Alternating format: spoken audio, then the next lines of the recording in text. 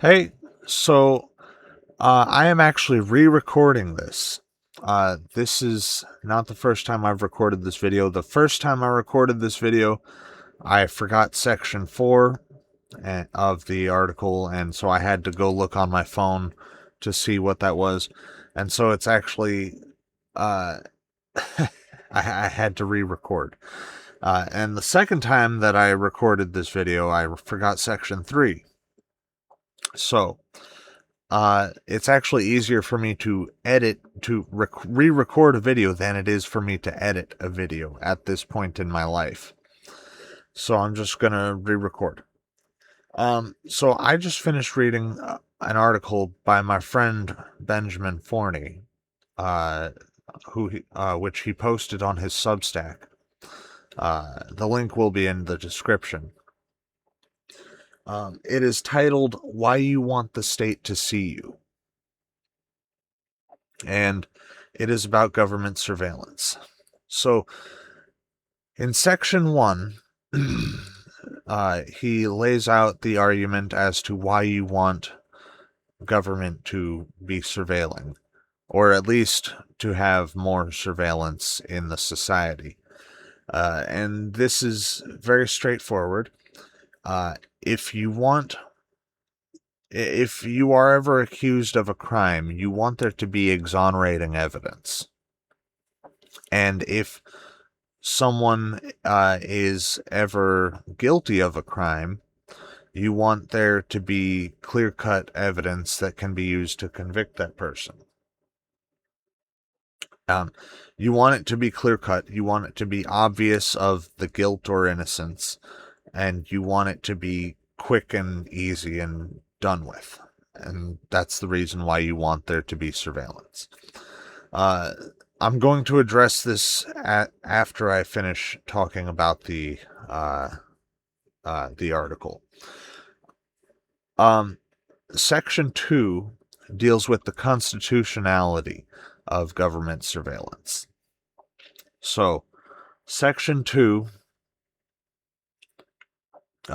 compares government surveillance with private surveillance and talks about the Fourth Amendment. Now, it is not a violation of the Fourth Amendment if a private business records you while you are on their property. It is also not a violation of the Fourth Amendment if a private business has a camera that is pointed out towards the public street. So essentially, all a government surveillance program would be is that camera that is pointed out onto the street. So there is a precedent for this. It's not just out of nowhere. And what Forney says is that we would actually require a constitutional amendment in order to prevent the government from surveilling us on public property. And again, I'm going to address this at the end of the discussion about what the article entails. So part 3 is I only want the government to watch the people I don't trust while not watching myself or other people I do trust. So this section was essentially if you have nothing to hide, you have nothing to fear. He puts forth an argument essentially in defense of that concept. And he discusses bad laws as well. So, yeah, the real problem is not the enforcement of laws, it is the laws themselves. And in part 4, in section 4, he actually addresses that more specifically. The solution to the problem of bad policing is not to hinder the police. It's not to impede the enforcement of laws. It is to remove the bad laws themselves. Now, uh, let's get into the discussion about what criticisms I have. What criticisms I have. So for section 1 and section 3, the criticism I have, first of all, the laws change and the interpretation of the laws change. So people in the 60s, they were able to take LSD and shrooms as much as they wanted one day, and then the next day they were not able to do this. And if they did do this, the government would come and bust down their door and arrest them and throw them in prison with murderers and rapists and all sorts of violent people. Just because they did something that they did the day before that was okay the day before but was not okay the day after. So the laws do change, and that is a problem that could be exacerbated by an increased amount of surveillance. The other problem is the rapid change in interpretation of the law. So you have a lot of activist judges. Some of these activist judges will let people go, despite overwhelming evidence that they are guilty. This has actually been a problem.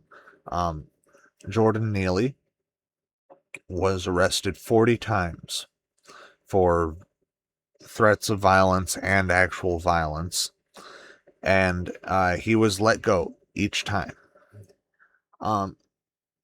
What's that guy's name? DeMarcus Brown? Something like that? The guy who killed Irina Zurutska?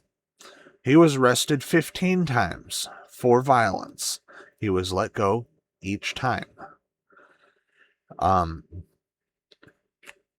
He shouldn't have. These people should not be let go, but they are being let go because the judges are interpreting the laws to let these people go for the sake of activism. It's overwhelming evidence that these people are guilty. In the case of DeMarcus Brown, it is overwhelming that it is overwhelmingly clear that he is guilty of a racially motivated murder and that he is fit to stand trial. But they are demanding that he not stand trial for the murder that he committed intentionally. So those are two problems. For the second section, you may not need a constitutional amendment in order to essentially enact a law. So drugs are illegal. There was no constitutional amendment to make them illegal. That is a restriction on the citizens' rights, which does require a constitutional amendment, and yet there was no constitutional amendment, and yet they are still treated as illegal. You may only need a federal law to be put into place without ratifying a constitutional amendment in order to prevent the government from doing something. So that is the criticism I have of the second section. Now, as for the fourth section, removal of bad laws, I don't really have much of a criticism there.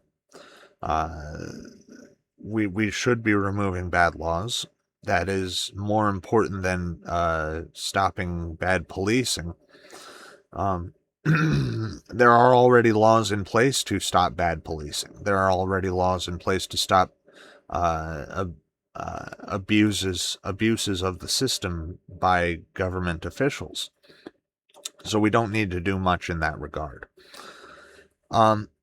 Now, the one thing that I would bring up